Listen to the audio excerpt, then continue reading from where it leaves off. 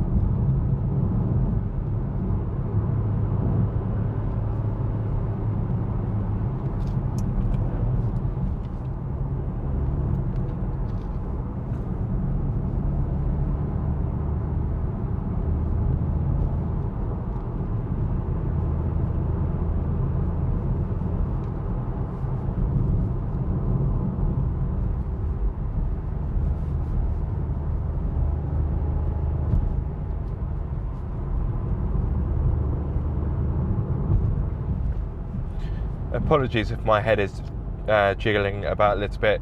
This has got quite a firm ride, as you can probably expect.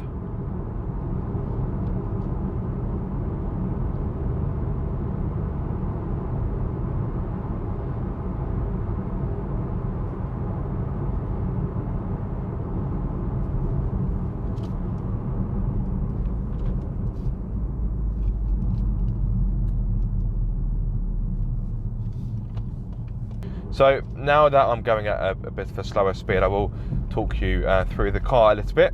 So under the bonnet, I have a 1.5 litre turbocharged 3-cylinder petrol engine, which offers 200 horsepower along with 320 Newton meters of torque. That is actually 30 more compared to the Fiesta ST, because this car, of course, has more weight.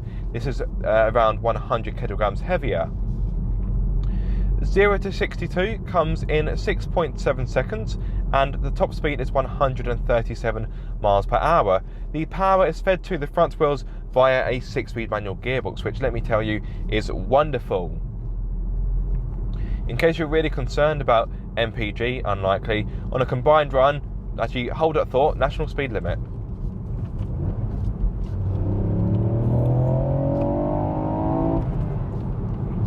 And that will do us.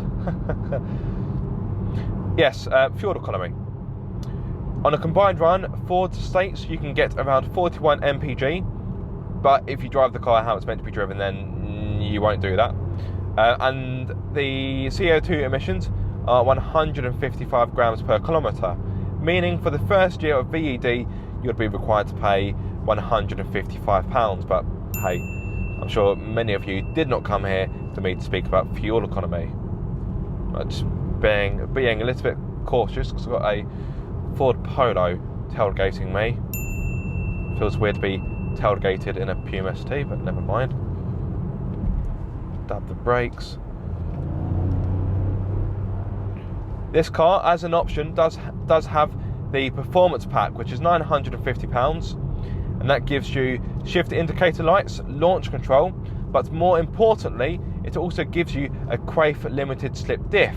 That, of course, gives you better traction in the corners, and that alone is worth the £950 right there. The handling of the Puma ST is fantastic. Yes, you do get a little bit more roll compared to a Fiesta ST, but I would argue it's marginal, and you'd probably have to drive both cars back to back to really notice the difference. Incidentally, The Puma ST has got a torsion rear beam that is 40% stiffer compared to the Fiesta. Anyway, it's enough talking for the time being. Back onto the driving.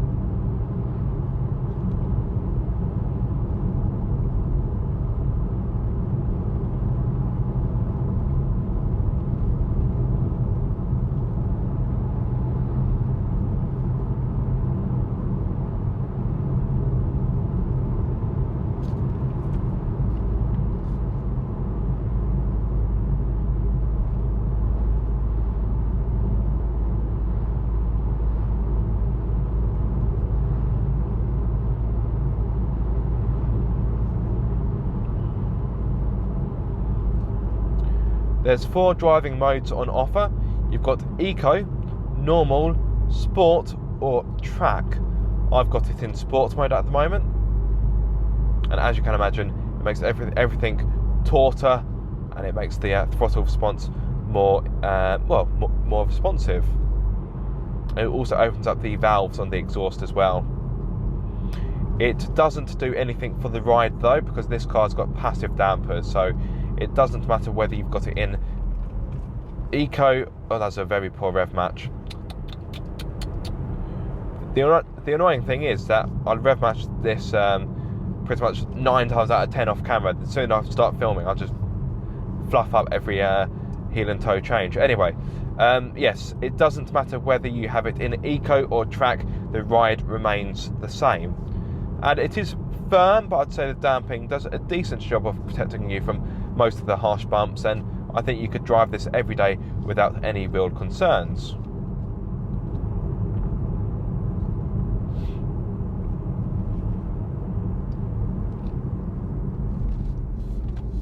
Let's go left here, shall we?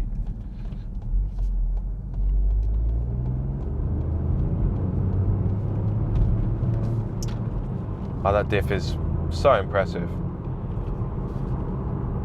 Now, apologies, I'm not at Goodwood, which is where I normally film my point of view reviews, but as you can see, I'm a bit stretched on time, and it was a case of either not do it at all, because I didn't have enough time to go to Goodwood, or to do it a bit more closer to home, and give you some form of video, which I'm sure you're grateful for.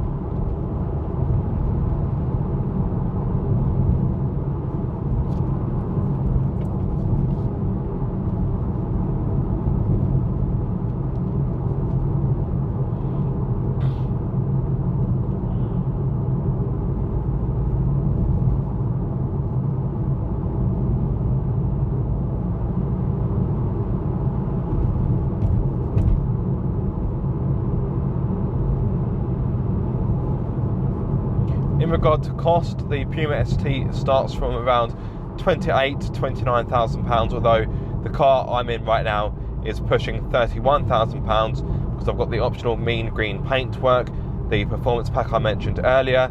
I've also got the driver assistance pack, which gives me things like adaptive cruise control, front parking sensors, reversing camera, and a few other bits and bobs.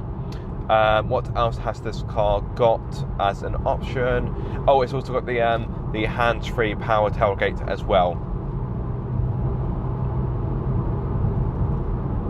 You can also have this car, if you so wish, with a panoramic roof, but as you can see, I haven't got that. Which is a shame because the inside does feel a bit dingy because you've got a lot of dark materials and dark roof lining. Right, let's come back and do it all over again.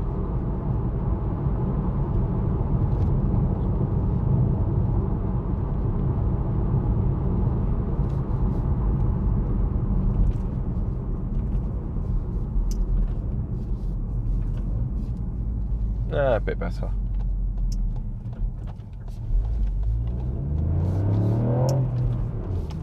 Nice little pop from the exhaust there.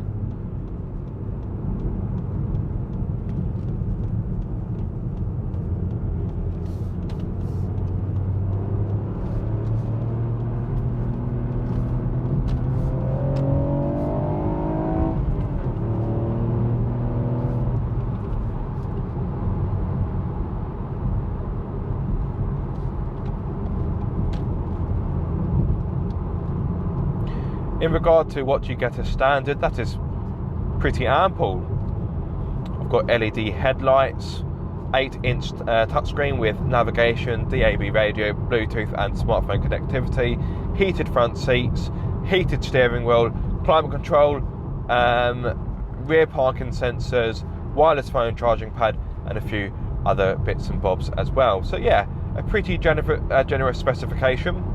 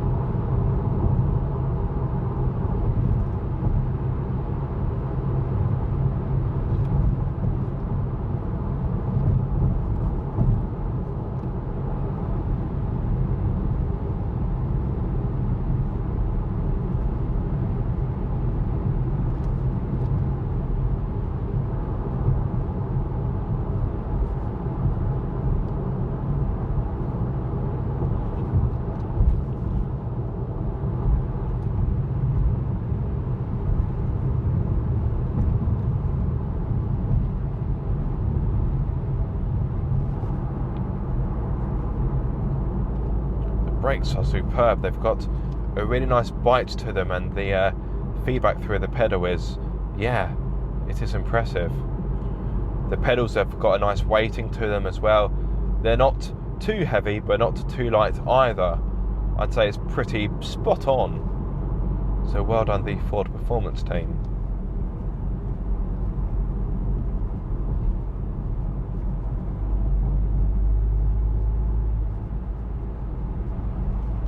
This engine is a real firecracker. It pulls really nicely throughout the whole rev range. It's got a nice linear action to it. Peak power comes at 6,000 RPM, whilst peak torque comes between 2,500 and 3,500 RPM. Ah, what a lovely summer's evening down on the south coast of England. Yes, lovely stuff.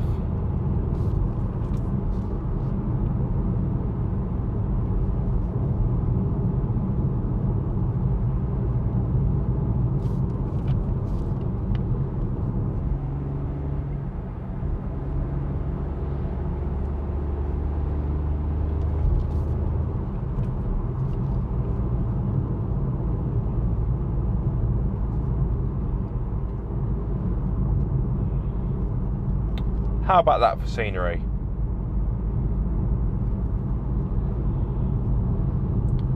Beautiful.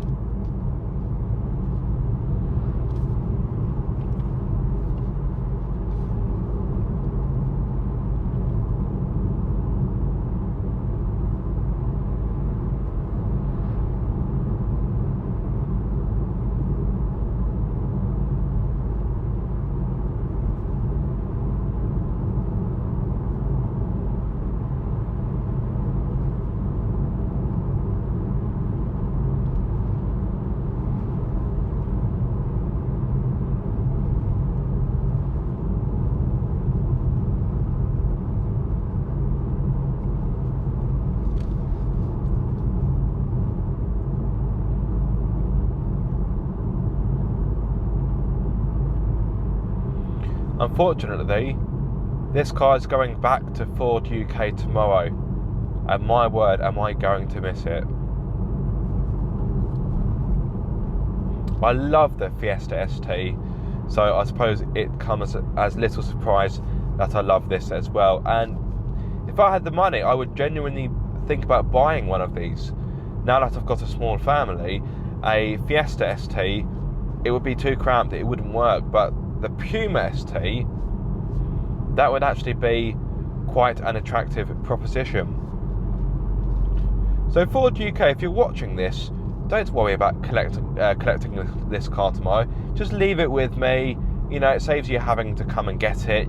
I'll take good care of it.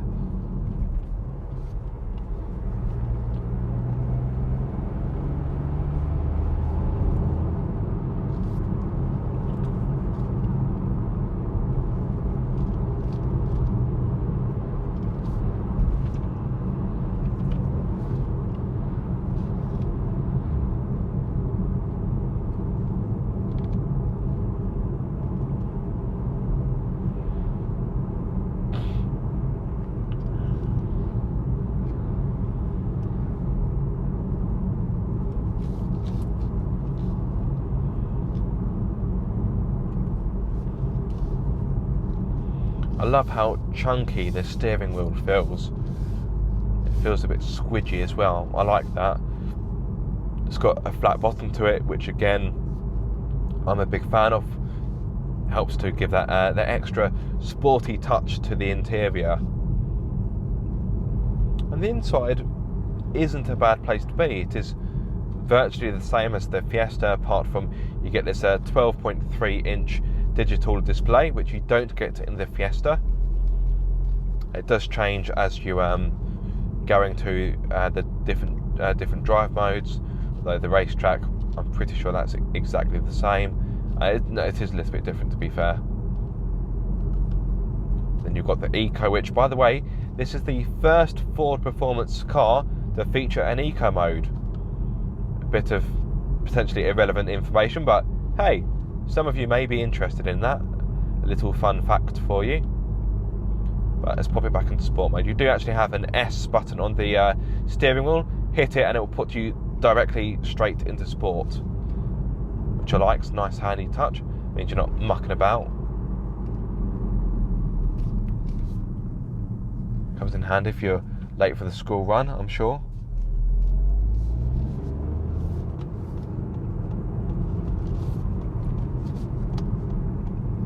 I love how meaty this car feels. You wouldn't believe it. This is a 1.5 litre 3-pot, would you? It just feels so much more brawny than you may expect it to.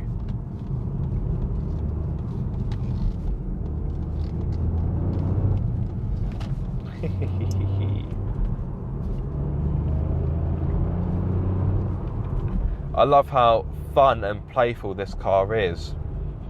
Just look at its face. It clearly doesn't take itself seriously. And I'd say it's quite a charming, lovable car. Yeah, okay, so the front end design is a little bit questionable. I've said this phrase in one of my other videos, I'm sure, but it kind of looks like Freddo on acid. Although I'd say this car is actually a mixture of Kermit the Frog and the Incredible Hulk. So it looks like a frog, but it's got some real muscle behind it. We'll find a decent rev match. That wasn't too bad either. As you can tell, this car doesn't have a rev matching feature, nor does the Fiesta ST for that matter. But the Focus ST does have that if you go for the performance pack on the petrol version. The diesel version doesn't get any rev matching. Anyway, guys, night is quickly descending onto the south coast, so I will wrap up very shortly. But let's have one last blast. There we go. What a thing this car is. So much fun. Yeah, I'm gonna struggle to give it back. Oh, let's get back to my starting point, which was in here, I believe. And I would be correct. Looking a lot darker compared to when I first set off. And quickly spin it around.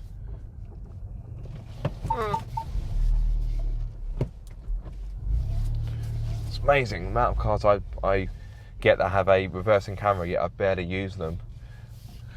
Right, ladies and gentlemen, who am I kidding? Gentlemen, thank you so much for watching that video. I do hope you have enjoyed it. If so, be sure to like, comment and subscribe. If you are subscribed, don't forget to click the bell icon so you get notified every time I make a video. But until the next time, guys, be sure to keep up the car obsession.